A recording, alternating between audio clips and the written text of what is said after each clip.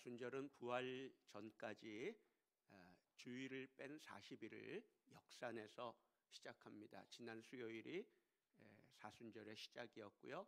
이 기간 동안 우리가 평소에도 경건하게 살려고 하지만 특별히 이 기간은 더 주님 고난 당하심을 생각하면서 우리가 그 고난을 한번 조금이라도 함께 참여하고 느껴보자 하는 뜻으로 신앙을 훈련하는 그런 시간입니다. 오늘 첫째 주일로 맞이합니다. 사순절을 통해서 훌륭한 신앙 훈련의 계기가 되기를 바랍니다. 오늘 마가복음 9장의 말씀, 귀신 들린 아들을 데리고 와서 예수님께 이제 아들을 치유받고 또 믿음을 얻게 되는 그 아버지의 이야기입니다. 어떤 교수님이 수업 시간을 시작하면서 투명한 플라스틱 큰 통을 갖고 와서 이 교탁 앞에 놓고 모든 학생들이 다 볼 수 있게 이제 거기다가 탁구공을 쏟아붓습니다. 탁구공이 거기 다 찼어요. 교수님이 묻습니다. 이 통이 다 찼습니까? 그러니까 학생들은 다 찼다고 그래요. 그러니 교수님이 가지고 온 또 자갈, 부스러기 자갈 조각들을 또 그 안에 붓습니다. 탁구공 사이사이로 자갈 조각들이 그 빈틈을 채워가며 또 통을 채웁니다. 또 묻습니다. 다 찼습니까? 학생들은 다 찼다고 그러는데 교수님은 다시 작은 모래알갱이, 모래주머니를 열어 또 모래를 붓습니다. 탁구공 사이사이로 자갈들 사이사이로 모래가 스며들고 채워지기 시작해서 통이 찹니다. 또 묻습니다. 다 찼습니까? 학생들은 다 찼다고 그래요. 교수님은 거기다가 차를 붓습니다. 그리고 물어요. 다 찼습니까? 이제 학생들이 아무 말도 안 해요. 비로소 교수님은 말합니다. 다 찼습니다. 그리고 교수님이 자기가 그렇게 한 그 퍼포먼스의 의미를 설명해 줍니다. 우리 인생을 이 통에다가 통을 가득히 채우는 것을 우리 인생이라고 말하면 큰 것을 먼저 채워야지 작은 것을 채울 수 있지, 작은 것을 먼저 채우면 큰 것을 채울 수 없습니다. 그러니까 작은 모래알갱이 그거 하면 그걸로 통을 다 채우면 자갈이나 탁구공은 채울 수 없었다는 얘기죠. 근데 큰 탁구공을 먼저 넣으니까 그 사이사이로 자갈도 또 작은 모래도 부어 채울 수 있었다. 그렇게 할 수 있다 하는 말을 합니다. 그러면 탁구공은 뭐냐? 먼저 해야 되는 크고 중요한 일들, 우선순위가 정확한 것들. 작은 것은 모래알은 뭐냐? 큰 것을 채우면, 큰 것을 이루면 당연히 따라오게 되는 작은 일들, 작은 것들. 그게 분명해야지 우리 인생은 풍성할 수 있고 행복할 수 있다 하는 그런 교훈을 교수님이 주신 거예요. 인생만 아니라 우리 신앙도 그렇다고 봐요. 기도 생활도 그렇다고 봐요. 먼저 구해야 되는 게 있어요. 먼저 구해야 되는 것을 충분히 구하면 우리가 구하지 않아도 되는 것들, 그리고 또 거기에 맞춰서 따라오는 것들이 있어요. 이게 신앙생활이고 기도생활입니다. 오늘 본문을 보면 예수님은 아버지의 관심사에 전혀 관심이 없어 보여요. 아버지가 문제라고 보는 거하고 예수님이 문제라고 보는 게 달라요. 아버지의 문제인식과 예수님의 문제인식이 아주 다르다는 거예요. 아버지는 아들이 문제고 아들 안에 들어가 있는 그 저 귀신이 문제라고 생각하는데 예수님은 아들이 문제가 아니고 아들 안에 있는 귀신이 문제가 아니라고 그래요. 그걸 문제라고 여기는 아버지를 문제라고 보는 거예요. 예수님의 이 관점, 그래 예수님의 관심사와 아버지의 관심사가 아주 어긋나고 있는데, 이제 이런 과정을 통해서 예수님은 아버지에게 믿음을 주시고 믿음을 심어주시고 믿게 하시고, 그리고 나서 마침내 귀신을 쫓아냅니다. 아들을 치유해 주시는 거예요. 그러니까 그 믿음의 문제가 해결되니까 그 다음에 뭐 귀신이나 뭐 아들의 문제나 이런 것들이 다 함께 해결되고 또 처리되는 것을 봐요. 우리 신앙도 그렇습니다. 아버지의 이 관심사에 관심 없다는 건, 주님은 오늘 우리가 그렇게 민감하고 예민하고 아주 중요하게 여기는 것들을 주님은 하나도 중요하게 여기지 않을 수 있어요. 그 아르헨티나에서 가장 큰 교회를 목회했던 후안 오를레스 까르티즈 목사님인가요? 그 목사님이 그 기도라는 제목을 책을 썼는데, 그 기도라는 책의 부제가 뭐냐면 하늘나라에서 우리 기도는 잡동사니 취급당한다는 거예요. 하나도 중요하게 여기지 않는다는 거예요. 어쩌면 그 말이 맞을지 몰라요. 우리는 중요하지 않은 걸 중요하게 여기고, 정말 정작 중요해서 신경 써야 될 것은 하나도 신경 쓰지 않고, 정말 중요한 믿음은 돌아보지 않고, 중요하지도 않은 그 믿음의 문제가 해결되면 다 해결될 수 있고 다 해결해 주실 것들을 갖고 우리는 애쓰고 있다는 거죠. 자, 이제 이 본문의 이야기를 지난 시간에 이렇게 시작했고요. 오늘 이제 그럼 믿음 얘기를 조금 더 해보도록 하겠습니다. 자, 첫째로 주님은 절대로 믿음을 강요하지 않아요. 강요된 믿음은 믿음이 아니에요. 억지로 믿으라고 하지 않아요. 억지로 믿는 믿음은 믿음이 아니에요. 믿음은 자발적이어야 돼요. 믿음은 자원적이어야 돼요. 그리고 믿음은 기계적이 아니라 동전 넣으면 떨어지는 뭐 자동 판매 같은 게 아니고 그렇게 기계적인 게 아니에요. 믿음은 인격적이에요. 인격적이라는 건 뭐예요? 대화적이라는 거예요. 대화가 통해, 대화가 돼요. 서로의 말이 주고받을 수 있어요. 그래서 소통이 되고 통하는 게 믿음이에요. 그래, 나의 생각을 저 사람한테 줄 수 있고 저 사람의 생각을 내가 대화를 통해서 내가 받아들일 수 있는, 그게 믿음이에요. 좀 죄송한 얘기 하나 할게요. 아주 지난 주간에 우연히 그 이혼 전문 변호사의 그 얘기를 듣게 됐어요. 근데 그분이 하는 말이, 이혼하는 사람들의 대부분은 대화가 안 된대요. 대화가 통하지 않는다는 거예요. 자기 말만 하려고 그러고 자기 말만 들어달라는 거예요. 결국 이런 사람들이 헤어지더라 이거예요. 왜? 그 결국은 믿음의 관점에서 믿음이 안 생기는 거예요. 믿음이 없는 거야, 또 서로에 대해서. 그러니까 대화가 안 되죠. 믿음은 대화적이에요. 인격적이에요. 그리고 강요가 하지 않아요. 자원적이고 자발적이어야 돼요. 그게 믿음이에요.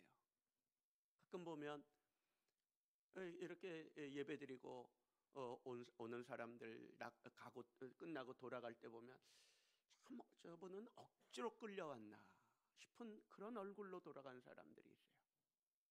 아니, 억지로 끌려왔어도 이왕 왔으면은 좀 밝은 모습으로 예배드리고 또 돌아갈 때도 밝은 모습으로 나갈 수 있잖아요. 근데 올 때도 그냥 오만 상을 다 찌푸리고는 갈 때도 오만 가지 인상을 쓰면서 나가고, 또 예배 드릴 때도 보면 그 앉는 자리가 굉장히 중요해요. 어떤 사람들은 자꾸 그런 이유가 있으리라고 생각합니다만 대개는 좋은 것은 아니에요. 뭐 뒤에 구석에 기둥에 이렇게 자기를 숨길 수 있는 자리, 사람 뒤에 숨고 기둥 뒤에 숨고, 좋은 믿음 아닙니다. 이왕 왔으면 딱 얼굴과 얼굴이 마주하고, 그래 밝게 오후에 우리 찬양 예배 드릴 때 박수 치면 요거야. 이게 뭐예요 이게? 이만 좀 몸짓 크게 하면서 힘있게 치고 그렇게 하고 예배 드리고 나가면 얼마나 좋습니까? 자기도 기쁘고 보는 사람도 기쁘고 하나님도 기쁘고 다 같이 기쁠 수 있는데 억지로 끌려 나왔는지 절대로 믿음 안 들어갑니다. 그리고 절대로 그건 믿음 아니에요. 나온 것은 훌륭해. 그건 칭찬받아 마땅해. 하지만 조금만 더, 한 걸음만 더 나가면 얼마나 좋아요. 그게 믿음이에요. 거기서 믿음은 들어가는 거예요. 소극적이고 억지로 닫아놓은 마음에는 믿음 안 들어가요. 내가 마음을 열고 기쁨으로, 적극적으로, 즐거움으로, 그러다 보면 즐거워요. 기뻐요. 그게 믿음이에요. 제가 좀 죄송해요. 군대 얘기를 좀 할게요. 군대 가서 제가 군대 가는데 그 갔다 온 저 선배가 그러더라고요. 군대 가면 제일 중요한 거 뭐냐? 적응을 해라는 거예요. 적응. 근데 전 그 말이 무슨 뜻인지 몰랐어요. 근데 군대 가보니까 알겠어요. 아, 적응이 안 돼서 참 처음에 힘들었는데 하다 보니까 어차피 시간은 가는데 한 6개월 정도 지나니까 이제 철이 드는 거야. 어차피 시간을 갈 거라면 이왕이면 잘하고 나가자. 그때부터 정말 열심히 했어요. 군대 가서 축구한 얘기 제일 싫다는데 축구할 때도 정말 소리 고래고래 지르면서, 그러니까 고참들이 꽤 좋아하더라고요. 그러니까 저도 좋고 주변도 좋고 고참들도 좋아하고. 이게 적응인 거예요. 이왕 할 거면, 예배 드릴 거면, 신앙생활 할 거면, 이왕 할 거면 잘해야지. 기쁘게 하고. 그 적극적으로 하는 거기에 믿음이 들어가는 거예요. 그게 믿음이고요.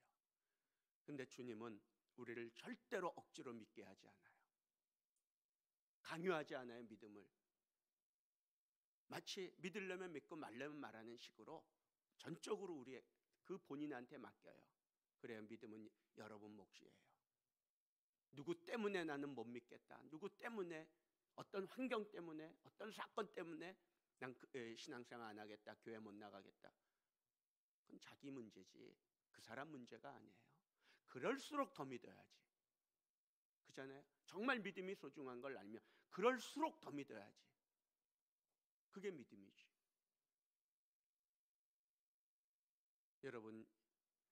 여러분이 예수 없이도, 믿지 않고도, 예수님 믿지 않고도, 하나님 믿지 않고도 여러분의 인생이 지금보다 더 나아질 수 있고 지금보다 더 상향할 수 있다면, 상승할 수 있다면 믿지 마세요.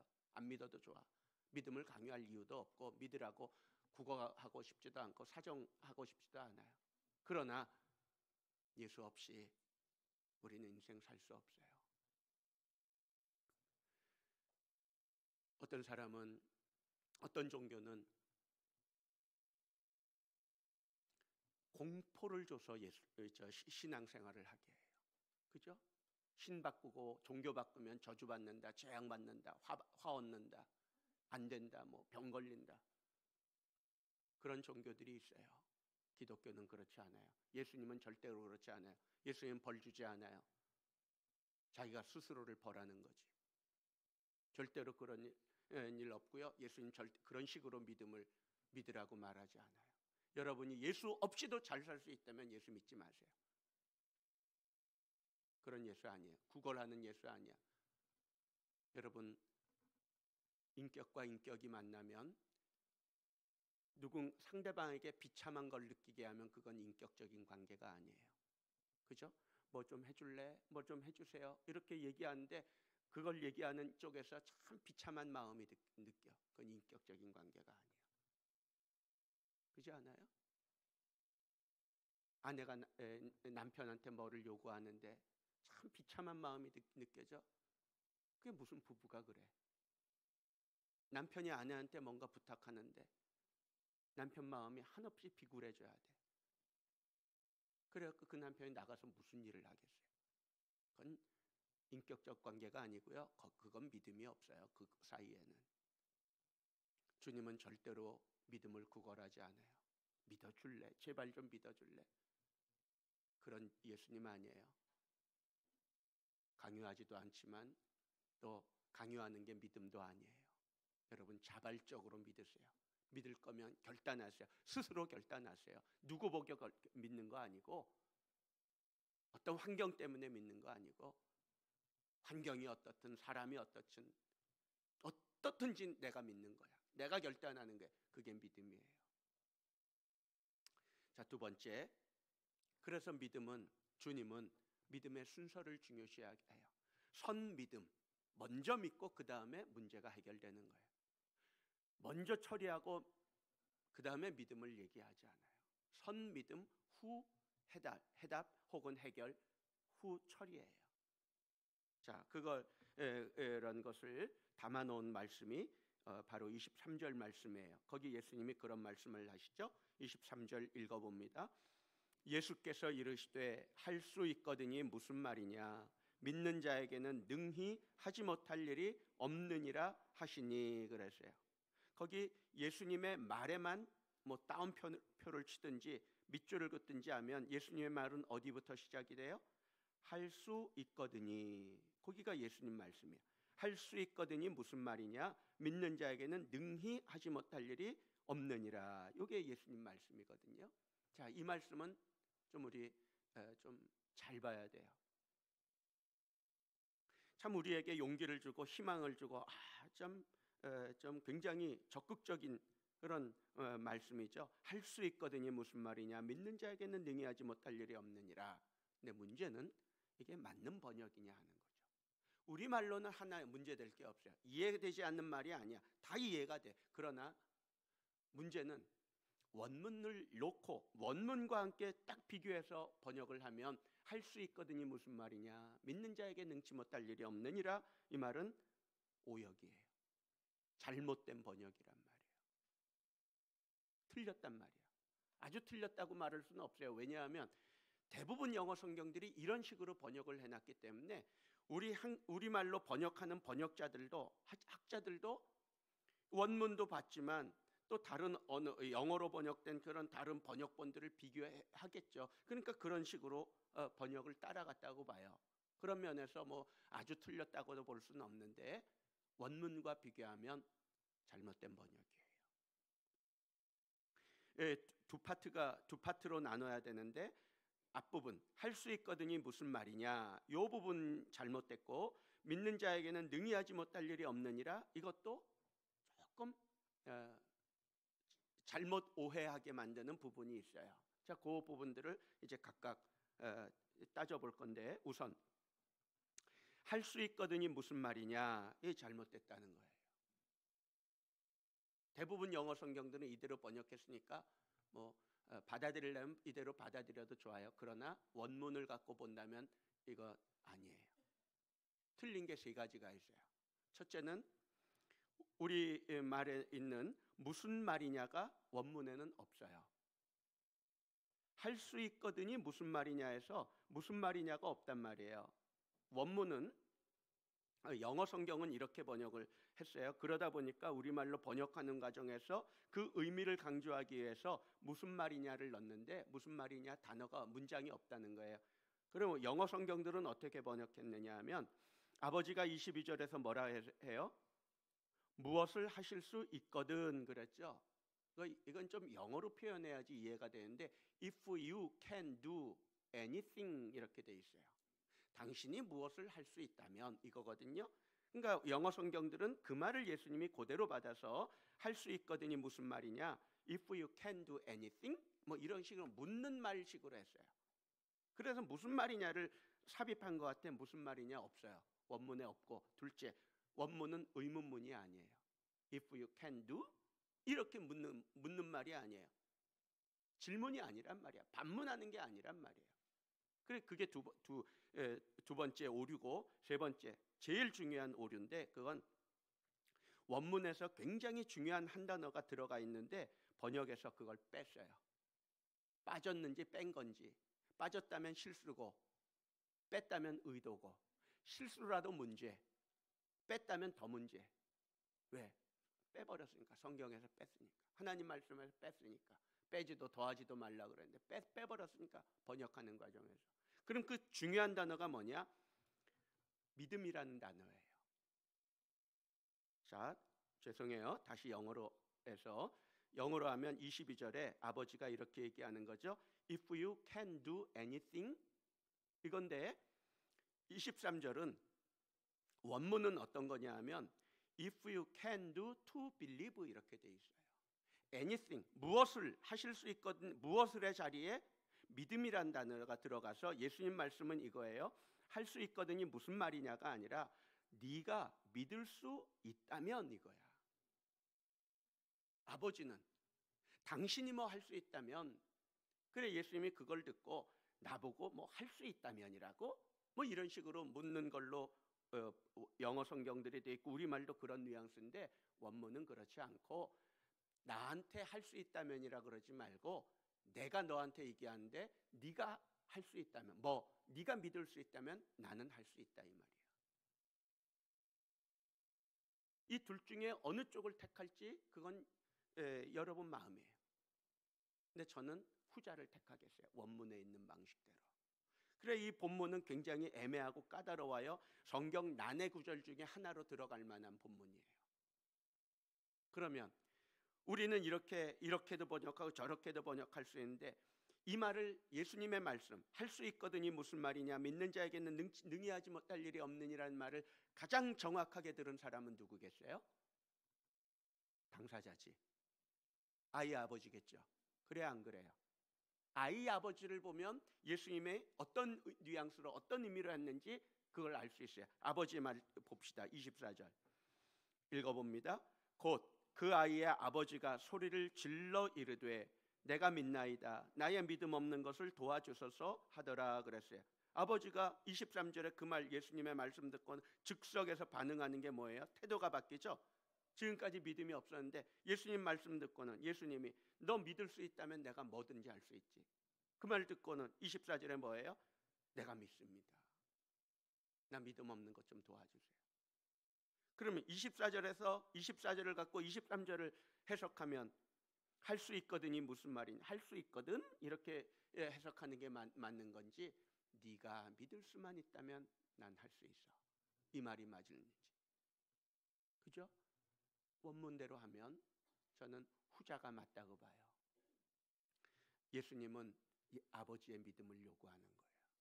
네가 믿을 수만 있다면. 믿음이 뭐예요? 문제가 뭐예요? 문제는 지난 시간에 문제가 우리는 보통 뭐가 문제라 그런다 그랬어요. 내 소원, 내 뜻대로 안 될 때, 내 마음대로 안 될 때 문제야. 내가 통제할 수 없을 때 문제야. 그리고 내 능력 안에서, 내 능력 밖에서 일어난 일들은 문제라고 생각해. 예수님은 아버지가 문제고 아버지의 믿음이 문제라고 그랬죠. 그럼 뭐예요? 예수님도 아버지 믿음에는 노타치. 아버지 믿음은 예수님이 좌지우지 못한다는 거예요. 좌지우지 안 하겠다는 거야. 전능하신 예수님, 무엇이든지 할 수 있는 예수님이 아버지 믿음에 대해서는 예수님도 어쩔 수 없다 이거예요. 그런데 믿게는 해줘. 믿을 수 있도록 대화하고 설득하고 설명은 해줄 수는 있어. 이게 예수님이 하시는 거예요. 강요하지 않는다는 거예요. 자발적이라는 거예요. 그래 예수님이 하시는 말씀이 무엇을 할 수 있다면 이게 무슨 말이냐? 이게 아니라 네가 믿을 수 있다면, 네가 믿을 수 있고 네가 믿기만 한다면 나는 하지 못할 일이 없다. 그 말씀을 하시는 거예요. 그럼 믿음이 뭐라 그랬죠? 믿음은 예수님과, 그러니까 저 사람과 내가 하나가 되는 게 믿음이야.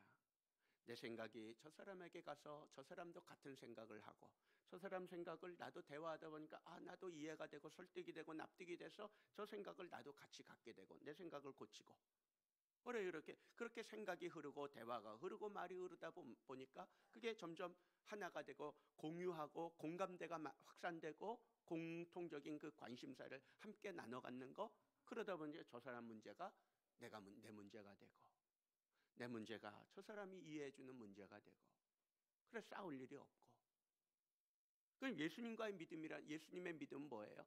예수님과 이렇게 같이 있다 보니까 예수님 문제가 내 문제고 예수님의 관심사가 내 관심사고 나의 걱정을 예수님이 함께 걱정해 주면서 해결해 주시고 그게 믿음이죠.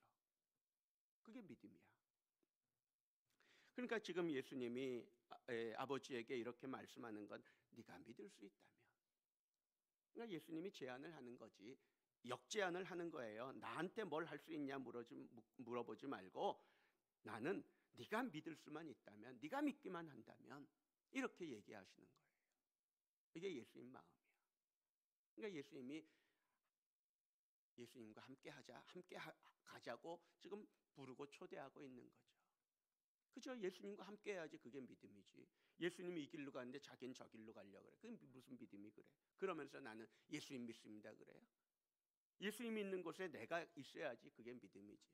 두세 사람이 모이는 곳에 나도 거기 있느니라 그러면 그 두세 사람 모이는 곳에 거기 계신 주님이 거기 있다면 내가 거기 가는 게, 거기 있는 게 믿음이지. 함께 가고 함께 하고 그게 믿음이지. 어떻게 따로따로 놀면서 그걸 믿음이라 그래요? 믿음 아니에요. 그러나 강요는 안 해. 다만 이 좋은 은혜를 함께 맛보고 누리자고 초대할 뿐이지. 안 하고 안 하고는 자기 몫이야. 자, 그래서 예수님은 그 아이의 아버지가 내가 믿나이다 나의 믿음 없는 것을 도와주소서 하고는 이제 귀신을 내쫓잖아요. 아이가 온전해지고 건강해지잖아. 그게 믿음과 해결, 또 선믿음 후 해결인 거예요. 그래 믿는 사람은 걱정이 없어요. 그래 안 그래요? 믿는 사람은 예수님의 눈으로 보니까 걱정이 없어. 세상을 봐도 예수님의 관점으로 보고, 그 예수님이 나면서부터 소경된 맹인된 자에게 하시는 말씀이 뭐예요? 사람들은 다 누구 죄 때문이야 손가락질 하는데 예수님은 그러지 마라 그러잖아. 그리고 하시는 말씀 뭐예요? 하나님 하시는 일이 있다. 정말 하나님이 하시는 일이 있었어. 그러니까 나면서부터 소경된 자를 봐도 걱정이 없어. 그게 예수님의 마음이에요. 그런데 그 믿음이 없으니까 온갖 부귀를 영화를 누리면서도 근심 걱정. 믿음 있는 사람 걱정이 없고요. 걱정하는 사람 믿음이 없는 거예요. 믿음과 걱정, 믿음과 염려, 믿음과 두려움, 믿음과 공포는 절대로 양립할 수가 없어요. 믿음이 있으면 절대 걱정 안 해요. 염려 안 해. 두려움 거 없어. 근데 걱정이 있는 이유가 뭐예요? 믿음이 없으니까. 그게 이 아버지잖아 지금. 아들을 보니까 귀신 들러갔지, 나올 생각은 안 하지, 제자들도 못하지, 아들이 이렇게 살다가 언제 죽을지. 그날 아침부터 밤까지 하루 종일 1년 365일이 아들 보면 걱정투성이야. 왜? 믿음이 없으니까, 믿지 않으니까. 자, 여러분, 믿는 자는 걱정하지 않아요. 걱정하는 자는 믿음이 없어요. 믿지 않는 거야. 둘 중에 하나예요.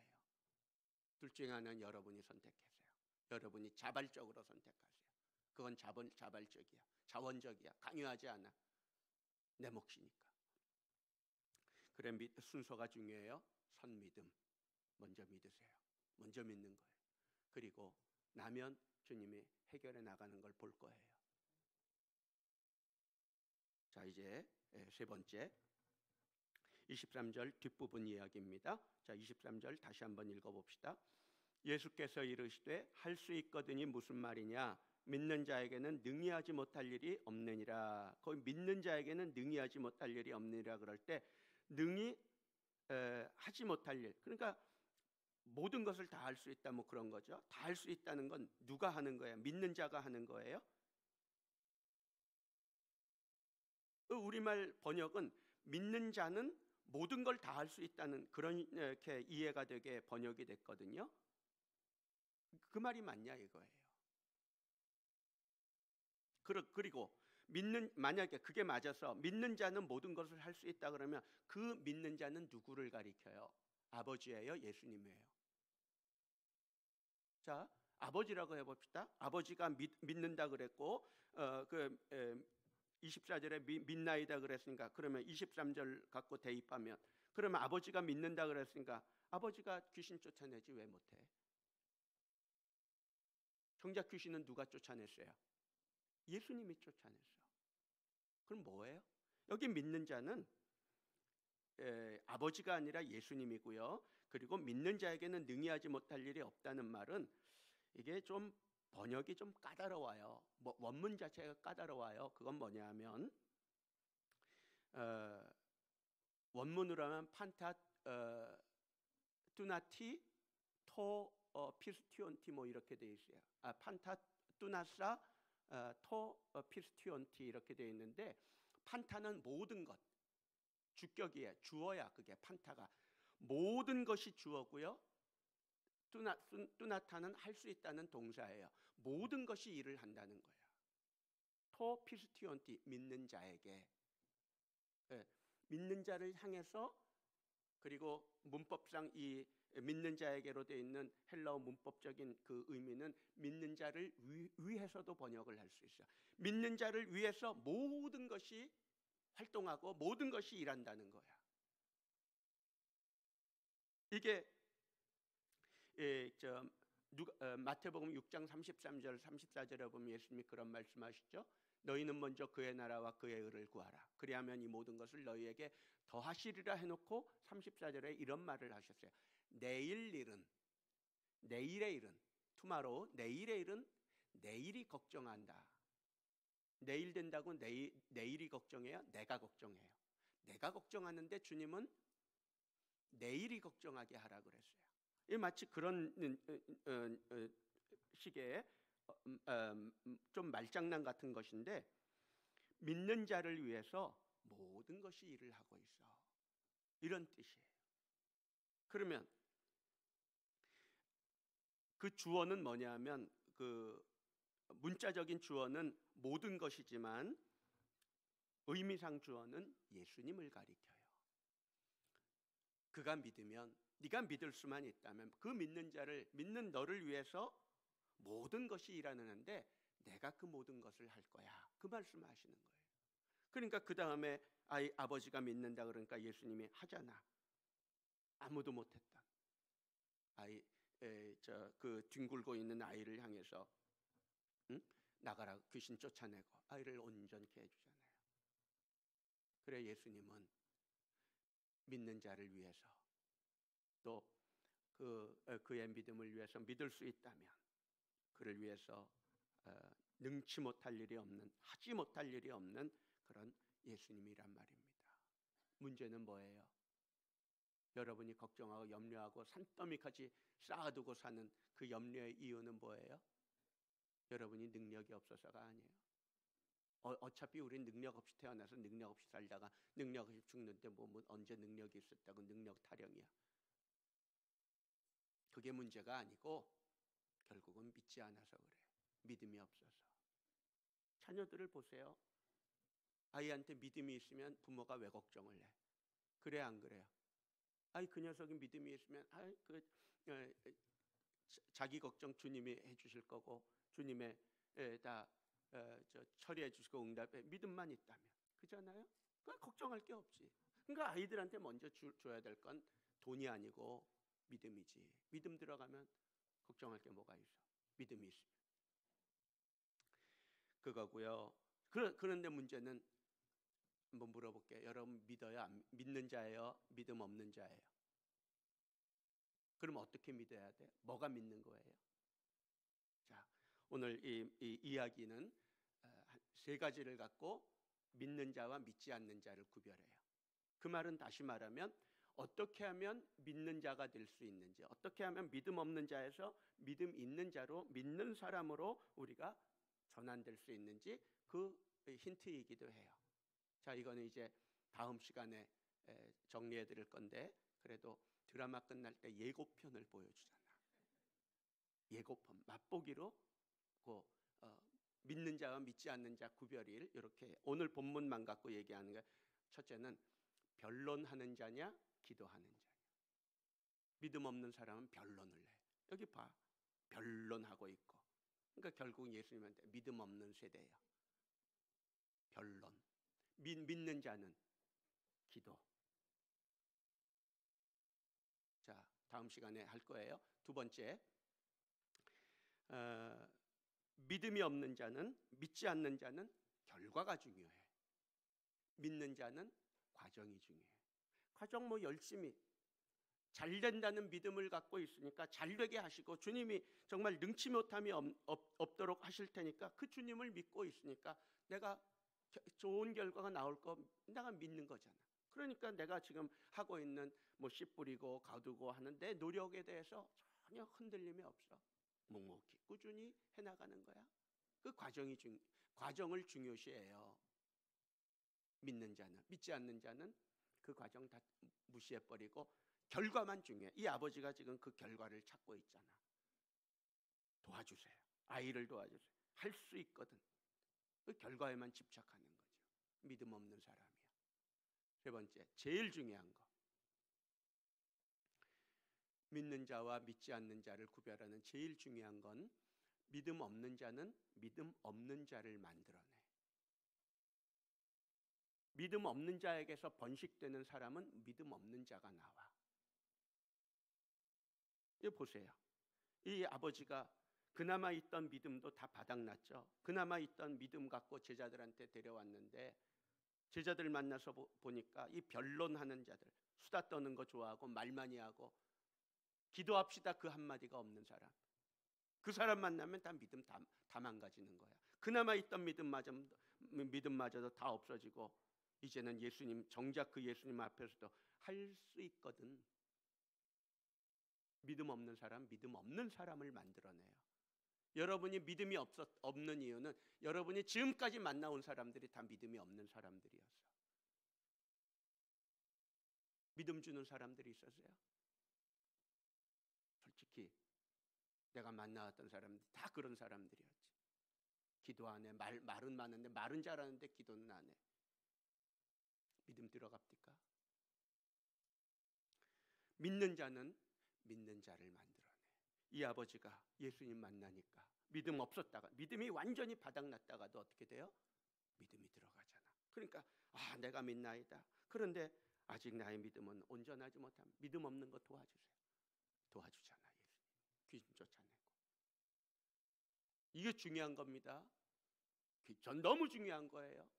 믿음 없는 자는 믿음 없는 자를 만들어내. 그게 내가 믿음이 없기 때문에 그래. 믿는 자는 믿는 자를 만들어내. 믿는 자를 번식시켜 나가. 다음 시간에 합시다. 은혜로우신 아버지 하나님, 우리에게 믿음을 더하시고 믿음을 주옵소서. 우리의 믿음 없음을 도와주시옵소서. 예수님의 이름으로 기도하옵나이다. 아멘. 289장